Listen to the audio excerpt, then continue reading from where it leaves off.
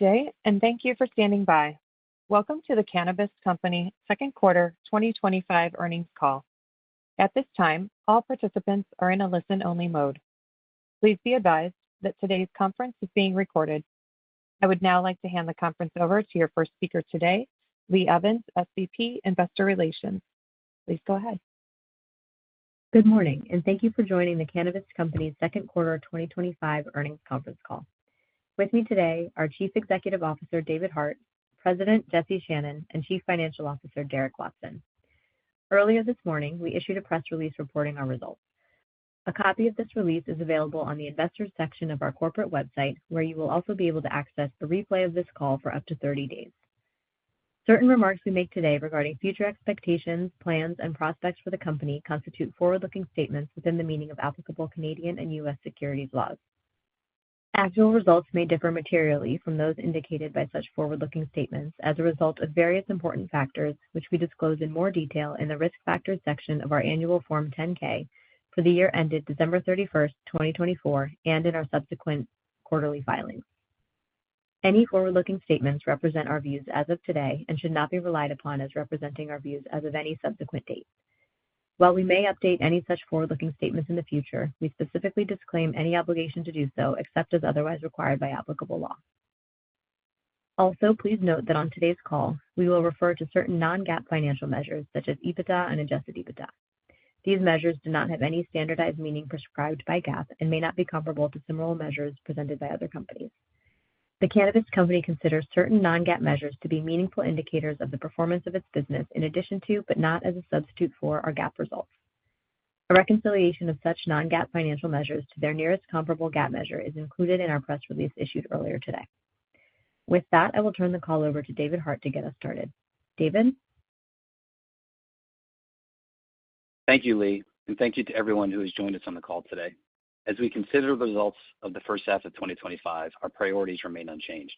We are focused on liquidity and balance sheet management while continuing to make operational improvements, including taking costs out of our business. As we begin, I want to highlight some of the transformational initiatives that have been completed and those that are underway. First and foremost, we want to emphasize the completion of the debt restructuring transaction that we announced on February 27th and closed on May 29th, extending the maturity of all $271 million of our senior debt obligations until at least December 2028. As we simplify the business, we have made strides with footprint optimization and bringing cash onto the balance sheet. During the quarter, we closed on the sale of our remaining license in Florida and are now focused on divesting our lone remaining asset in Florida, a cultivation facility. During Q2, we also closed on the sale of 2 retail locations in California, and as of July, our manufacturing facility in California is now under MSA, as we continue to make progress on our exit of that market on a facility-by-facility basis. As we have noted previously, we are also working on divesting our business in the state of Illinois, which consists of 2 dispensaries and a cultivation facility.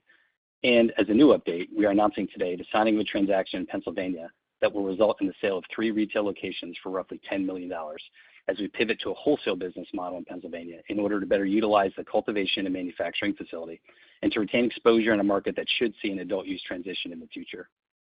Once we complete the Florida, California, and Illinois market exits, as well as the wholesale shift in Pennsylvania, the Cannabist Company will be active in 10 markets, down from as many as 18 in the past. On the operational front, we succeeded in taking costs out of the business in the quarter.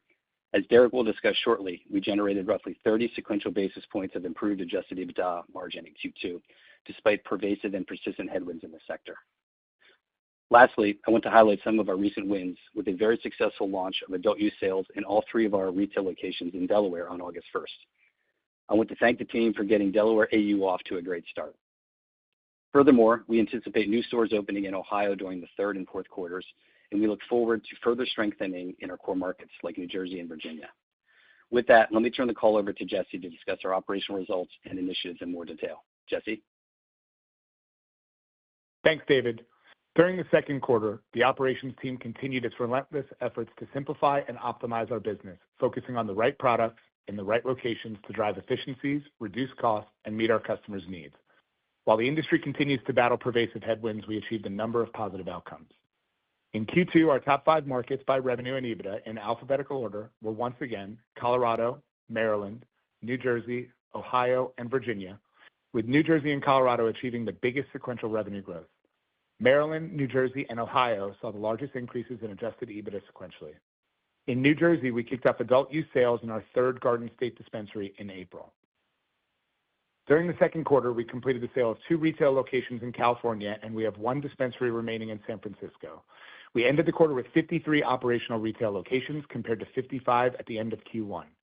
We currently have 3 stores in development in Ohio and 1 in Virginia. We expect our Norwalk, Ohio store to open during the third quarter. I am pleased to note that our first-party brands continue to resonate with our customers and achieved strong growth in the second quarter. The Cannabist portfolio of brands saw revenue growth of 17% sequentially in New Jersey, with Seed & Strain leading the pack, followed by 777. Across all markets, 777 was up 10% sequentially, driven by markets like Colorado, Maryland, and New Jersey. Seed & Strain is also a bright spot for our portfolio in Ohio, up marginally sequentially and over 74% over the prior year. Growth in the vape category for Seed & Strain in Ohio is a perfect example of our progress in aligning the product portfolio to meet the market demand in top-selling product formats. As for brand partners, during Q2, we launched Coast Edibles in Maryland and plan to add additional markets soon, as we're already seeing excellent results. Coast launched in June and quickly became the #1 brand for the Maryland wholesale portfolio. We also saw revenue growth out of our other brand partners led by Bloom and Old Pal. Our efforts to methodically rationalize our SKUs and pricing architecture at the retail level continued in the quarter, and we expect additional progress in the second half of 2025. As Derek will detail, during the quarter, we executed an initiative to clear obsolete wholesale inventory, which had a significant impact on margins in the quarter. I'll wrap up my comments by taking a moment to express my profound thanks to the entire Cannabist team for their hard-fought efforts and continued commitment to serving our patients and customers with the highest experience. Lastly, a special shout-out to the team in Delaware for a fantastic adult use launch last week. Now, let me turn the call over to Derek to dive into the financial results. Derek? Thank you, Jesse, and good morning, everyone. I'll provide a summary of the key financial results for the second quarter, the impact of our balance sheet restructuring completed on May 29th, and comment on our continuing efforts to enhance liquidity and improve profitability. For the second quarter, we achieved $87 million in revenue, a decrease of 1% from the first quarter, primarily due to the sale of 2 retail locations in California and ongoing pricing pressure the sector is experiencing. We ended the first quarter with 53 active retail locations compared to 55 at the end of Q1. On an adjusted basis, gross margin in the second quarter was 33% compared to 36% in the first quarter. The larger decline in our reported gross margin in the quarter was driven largely by inventory obsolescence, primarily in New York, as well as the wholesale inventory reduction initiative implemented across 8 markets to clear older products or SKUs we are sunsetting as we simplify the business. This initiative significantly reduced our quarter-over-quarter inventory balance, but also caused a large decrease in our reported wholesale margin as we sought to transact at market clearing prices for these specific products. Adjusted EBITDA in Q2 was $8.5 million compared to $8.3 million in the first quarter, representing a 30 basis point improvement in adjusted EBITDA margin to 9.8% in the second quarter. On a pro forma basis, reflecting just the 10 continuing markets once our announced divestitures have been completed, we achieved an adjusted EBITDA margin of 11.7%. In the second quarter, wholesale revenue increased 16% sequentially to $18.4 million, compared to growth of 3.5% we reported in the first quarter, and driven by the inventory reduction initiative we've discussed. As previously noted, this large increase in wholesale revenue was accompanied by a sequential decline in wholesale gross margin. Retail gross margin was also down in the quarter, driven by pricing pressure and a slightly higher level of discounting, including the annual impact of our promotions around 4/20. Wholesale revenue represented 21% of revenue in the quarter, compared to 18% in Q1 and 16% in Q4. The overhang from the unabsorbed overhead and our underutilized production facilities remained flat at around a 4 percentage point impact on gross margin.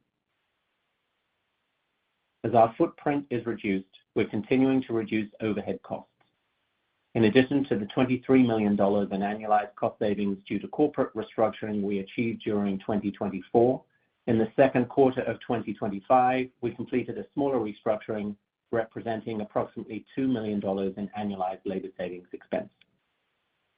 We plan to continue to take costs out of the business through the end of 2025. In the second quarter, operating cash flow was a positive $4 million, inclusive of a $10 million one-time receipt as a full and early settlement of a note receivable. CapEx in the quarter was $2 million, and we continue to expect CapEx to average less than $3 million per quarter, primarily supporting new store openings in Ohio and Virginia and enhancing our back-of-house capabilities. Together with proceeds from divestitures and almost $11 million in cost to complete our debt refinancing on May 29th, free cash flow in the quarter was negative $3.5 million. We ended the second quarter with $15.5 million in cash compared to $18.9 million at the end of the first quarter.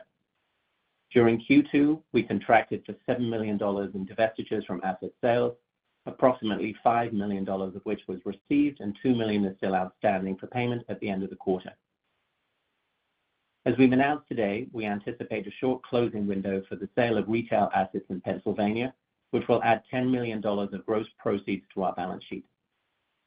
This transaction will also provide us with new revenue streams in Pennsylvania through an incremental supply agreement and a related sublease transaction. As David stressed, liquidity management continues to be paramount, and we're continuing to work towards closing the pending divestitures in Florida, California, Illinois, and now Pennsylvania, and making further operational improvements to our business. With that, I'll turn the call back to David for final comments. David? Thank you, Derek.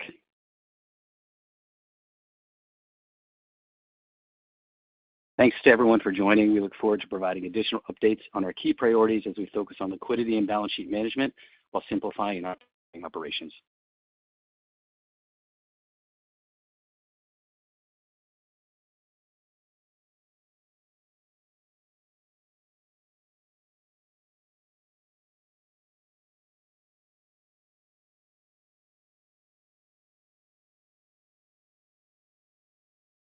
And this concludes today's conference call. You may now disconnect. We appreciate you for joining.